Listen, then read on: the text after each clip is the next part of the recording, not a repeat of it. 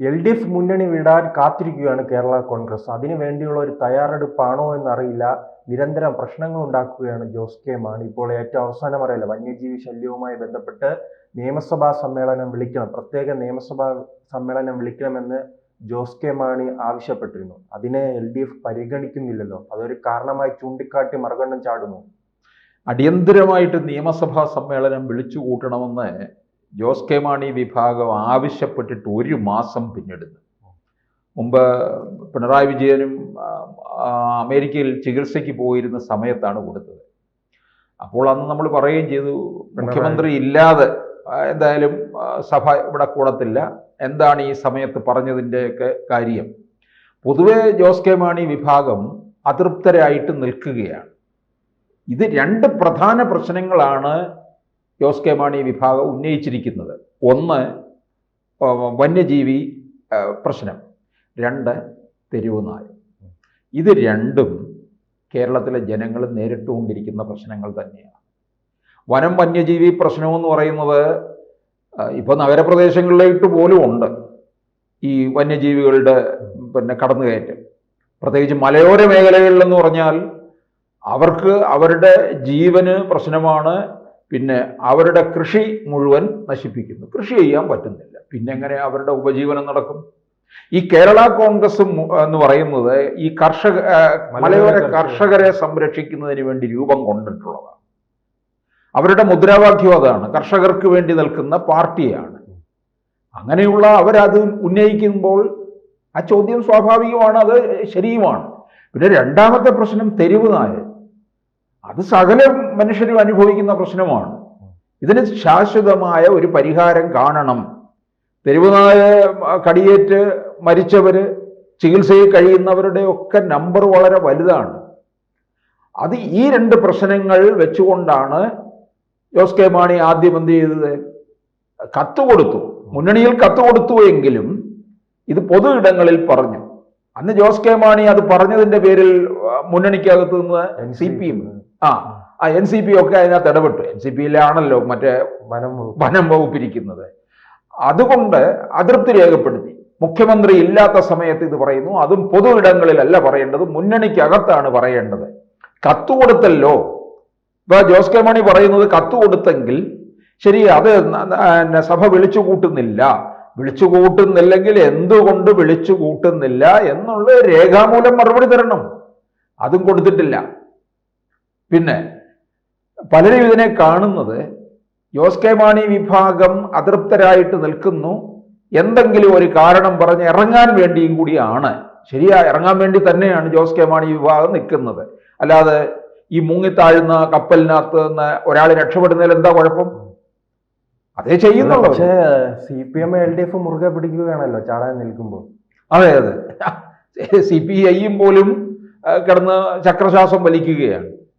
പിന്നെ ജോസ് കെ മാണി വിഭാഗത്തിനെ സംബന്ധിച്ചിടത്തോളം ഇവിടുന്ന് അങ്ങ് ഇറങ്ങി അപ്പുറത്തോട്ട് പോകുന്ന അവർക്കതൊരു പുത്തരിയൊന്നും അല്ല. നമ്മളത് കണക്ക് കൂട്ടിയിരിക്കുകയാണ്. ജോസ് കെ മാണി അങ്ങോട്ട് ചാടി എന്ന് പറഞ്ഞാൽ, കാരണം അവിടെ ചർച്ച നടന്നുകൊണ്ടിരിക്കുകയാണ്. ജോസ് കെ മാണിയെ ഏത് സീറ്റിൽ നിർത്തി മത്സരിപ്പിക്കണം. ലീഗ് പറയുന്നുണ്ട് അവരുടെ സീറ്റ് വിട്ടുകൊടുക്കാമെന്ന് പറയുന്നുണ്ട്. ലീഗ് എന്തിനാ ഇത്തരത്തിലുള്ള വലിയ ഉദാരമനസ്കത കാണിക്കുന്നത്? അവർക്ക് ജയിച്ച് അധികാരത്തിൽ വരണം. ജോസ് കെ മാണി ഇങ്ങോട്ട് വന്നു കഴിഞ്ഞാൽ സെൻട്രൽ ട്രാവൻകൂറിലൊക്കെ തന്നെ വലിയൊരു നേട്ടമുണ്ടാകും. ഒരു 10-15 സീറ്റിൽ സ്വാധീനം ഉറപ്പിക്കാൻ കഴിയും. LDFൽ അതിന്റെ ഗുണം കിട്ടിയിട്ടില്ലേ? അപ്പൊ ഇത് UDFലും കിട്ടുമെന്നുള്ളതാണ്. ഒന്നാമത് ഭരണവിരുദ്ധ വികാരവും നിൽക്കുന്നുണ്ട്. ജോസ് കെ മാണി വിഭാഗവും ഇപ്പുറത്ത് വന്നു കഴിഞ്ഞാൽ, ഇതിപ്പോ ജോസ് കെ മാണി വിഭാഗം പാർട്ടി മാത്രമല്ല തീർച്ചപ്പെടുന്നത്, പള്ളികൾ നിർബന്ധിക്കുന്നുണ്ട്. ഇനി അവിടെ നിന്നിട്ട് യാതൊരു ഗുണവുമില്ല എന്നുള്ള രീതിയിൽ. അപ്പൊ ജോസ് കെ മാണി ഇപ്പുറത്തേക്ക് വരാനുള്ള സാധ്യത വളരെ കൂടുതലുമാണ്. പിന്നെ ജോസഫ് വിഭാഗം അവിടെ ശക്തമല്ലാതെ നിൽക്കുന്നുണ്ട്. അപ്പോൾ ഈ കേരള കോൺഗ്രസ് ഒന്ന് ശക്തിപ്പെട്ട് ഈ UDFനകത്തെ ഘടകകക്ഷിയായിട്ട് നിൽക്കണമെന്നും അവർ ആഗ്രഹിക്കുന്നുണ്ട്. കാരണം ജോസഫ് ഗ്രൂപ്പിനകത്ത് ചില പ്രശ്നങ്ങൾ. ഒരു കാലത്ത് ജോസഫ് ഗ്രൂപ്പും മാണി ഗ്രൂപ്പും ഒന്നായി മത്സരിച്ചിരുന്നു. അതിനുശേഷമാണല്ലോ പിളർന്ന ഒരു ഭാഗം. അതെ, അങ്ങനെ ഇരിക്കുന്ന ഈ തമ്മിലടിച്ചിലെ അവർ ഇറങ്ങിപ്പോയത്. തിരിച്ചുവരവുണ്ടാകും. തിരിച്ചുവരവുണ്ട്. അവർക്ക് ഇതൊരു പുത്തരി അല്ലല്ലോ. ഇനി അവരൊന്നാകും. ജോസഫ് പറഞ്ഞിട്ടുണ്ടല്ലോ ഇടയ്ക്ക്, കേരള കോൺഗ്രസ് എല്ലാം കൂടി ഒന്നിക്കണമെന്ന്. എല്ലാം കൂടി ഒന്നും ഒന്നിക്കാൻ പോകുന്നില്ല. ഒന്നിക്കാൻ പോകുന്നുണ്ട്, ചിലപ്പോൾ വീണ്ടും ഒരു ഒന്നും കൂടെ പിളരും. അതും അവർക്കൊരു പുത്തരിയല്ല. അപ്പം ഇവർ ഒന്നിച്ചു കഴിഞ്ഞാൽ ഇപ്പം ജോസഫിനകത്ത് കലഹം നടക്കുന്നുണ്ട്. കാരണം ജോസഫ് മകൻ അബുവിനെ കാര്യങ്ങൾ അങ്ങോട്ട് ഏൽപ്പിക്കുകയാണ്. പക്ഷെ പാർട്ടി ചെയർമാൻ എന്നുള്ള സ്ഥാനം വിട്ടുകൊടുത്തിട്ടില്ല. അത് ജോസഫിൻ്റെ കയ്യിൽ തന്നെ ഇരിക്കുകയാണ്.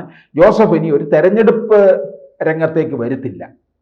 പക്ഷേ മകനെ പാർട്ടി ചെയർമാൻ സ്ഥാനം ഏൽപ്പിച്ചു കഴിഞ്ഞാൽ ഇതിനകത്ത് പ്രശ്നങ്ങൾ വളരെ രൂക്ഷമാകും. കാരണം മോൻസ് ഒക്കെ നിൽക്കുകയാണ്, വളരെ മുതിർന്ന, പിന്നെ ഫ്രാൻസിസ് ജോർജ് ഒക്കെ നിൽക്കുകയാണ്. ഈ കേരള കോൺഗ്രസ് എല്ലാം കൂടി ഒന്നിക്കണമെന്നുണ്ടെങ്കിൽ കുറേ പേരുണ്ട്. അവരെല്ലാവരും കൂടി ഒന്നാകുമെന്ന് തോന്നുന്നില്ല. കാരണം ഓരോരുത്തരും അവരവരുടെ താല്പര്യങ്ങൾക്കനുസരിച്ച് നിൽക്കുകയാണ്. ഓരോ ഘടകകക്ഷിയായിട്ട് നിന്ന് കഴിഞ്ഞാൽ ഒരു അധികാരത്തിൽ വരുമ്പോൾ ഒരു മന്ത്രിസ്ഥാനം കിട്ടിയാൽ അത്രയും നല്ലതല്ലേ? ആന്റണി രാജു 2.5 വർഷം മന്ത്രിയായിട്ടിരുന്നില്ലേ? ലോട്ടറി അടിച്ചതിന് തുല്യമല്ലേ? ഇനി ആന്റണി രാജു MLA ആകുമോ? ഒരു മന്ത്രിയാകുമോ? ഇനി അദ്ദേഹത്തിന്റെ ഈ ജന്മത്തിൽ ഇതൊന്നും നടക്കത്തില്ല. അപ്പൊ പിന്നെ കിട്ടിയത് ഒരു ലോട്ടറിയാണ്. അദ്ദേഹത്തിന്റെ സീറ്റ് പോലും CPM പിടിച്ചെടുക്കുക ഇനിയിപ്പം. അതുമല്ല, തിരുവനന്തപുരം സെൻട്രലിൽ നിന്നാൽ അദ്ദേഹം ജയിക്കുകയുമില്ല.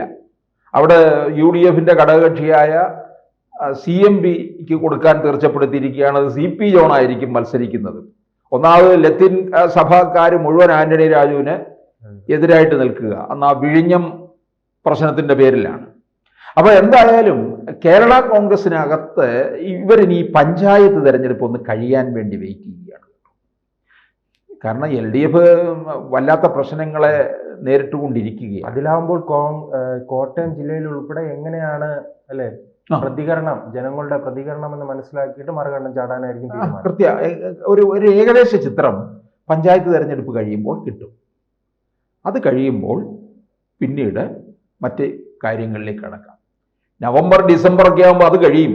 പിന്നുള്ളത് 2-3 മാസമേ ഉള്ളൂ. ജനുവരി, ഫെബ്രുവരി, മാർച്ച്, ഏപ്രിൽ, മെയ്യിൽ അധികാരത്തിൽ വരണം പുതിയ മന്ത്രിസഭ.